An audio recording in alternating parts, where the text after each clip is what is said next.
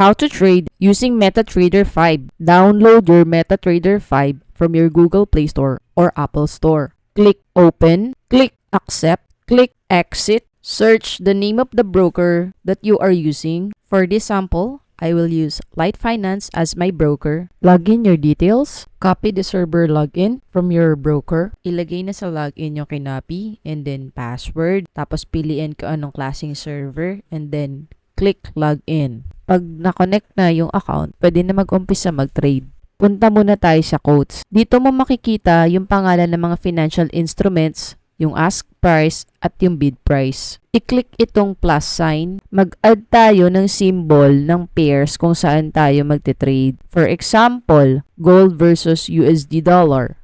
Ang symbol para doon ay XAUUSD. Tapos, pumunta na tayo sa chart. Para makita natin yung chart ng gold versus US dollar, i-click natin yung current symbol, tapos piliin yung gold versus US dollar. Bumalik ulit tayo sa quotes para i-delete muna yung mga ibang financial instruments na hindi pa gagamitin. I-click lang ito, tapos i-select na yung mga financial instruments na gusto i-delete. Tapos, i-click lang ulit ito para ma-delete na. Click back, balik ulit tayo sa chart. I-click ito para lumabas yung one-click trading. Pwede ka nang mamili dito kung anong market execution ang pipiliin mo. Pwedeng sell, pwedeng buy. Sunod naman, dito natin pwedeng piliin yung lot size na gagamitin natin. Magmula sa pinakamababang 0.01 pataas. Pag nakapili na ng setup, pwede na tayong mag-execute ng trade. Okay, let's have a sample trade. Ang market execution na pipiliin ko is sell.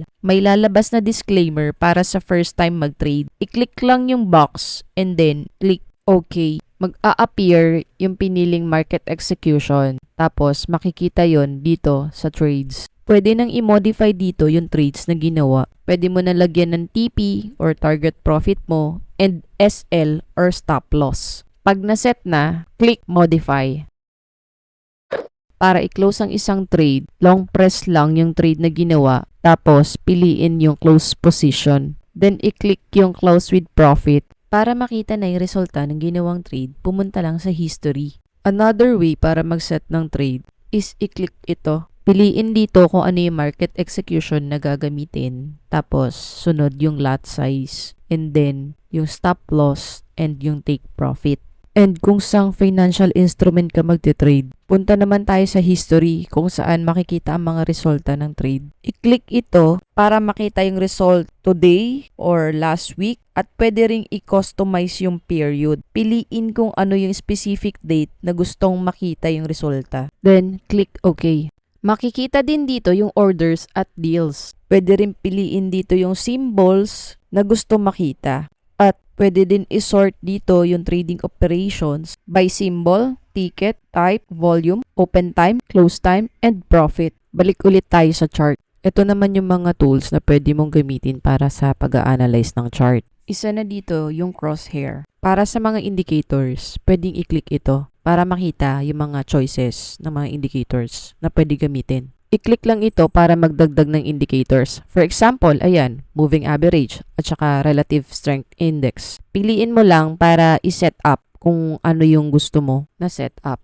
Ito yung mga sample indicators na pwede mong gamitin. Mamili na lang kung ano yung mga indicators na gagamitin. Kapag gustong i-delete yung indicator, pwede i-click ito. Tapos, i-tick lang yung box ng mga i-delete na indicators. Tapos, i-click ulit ito para ma-delete na yung mga indicators. Another way of executing your trade is by clicking this. I-move lang to para i-set kung saan ka magte-trade. Para lumabas yung radial menu, i-one tap yung screen. Dito, pwede mo rin piliin yung time frame na gusto mo lumabas sa chart. Or pwede mo din i-click ito. Tapos, i-click ito para magdagdag ng another window. One tap again yung chart para lumabas yung radial menu. Tapos, piliin na dito kung anong klaseng setup yung gusto. Pwede itong pa-horizontal, pwede ring pa-vertical. Pag gusto nang i-remove yung isang window, i-one tap ulit yung chart, tapos i-tick lang yung box ng gustong i-remove. And then, click remove. Pwede ka rin mag-select ng mga favorite objects mo through this. piliin lang yung favorite objects na gustong gamitin. Sample, itong trend line. Piliin lang yung mga bagay na gustong gamitin para makatulong sa pag-analyze ng chart. Ito yung mga pwedeng pagpilian. Pag gusto i-delete, i-click lang ulit ito, tapos i-tick lang ulit yung box and then delete. Now, pumunta naman tayo sa settings. One tap ulit yung chart, then select settings. Dito na pwede palitan yung setup ng chart. Nagbigay din ako ng sample trade sa maramihan. Ngayon, ang pipiliin ko naman is buy. 3 beses ko siyang kinlik and then lumabas na sa trade yung mga trades ko. Para i-close ito ng sabay-sabay, kailangan mo lang i-long press ang isang trade. Tapos, pipiliin mo na yung bulk operations. Tapos, piliin mo na kung close all positions or may certain ka lang na gusto i-close. Tapos, i-click mo lang kung ano yung napili mo. And then, makikita mo na ulit sa history yung resulta ng trade na ginawa mo. Happy trading!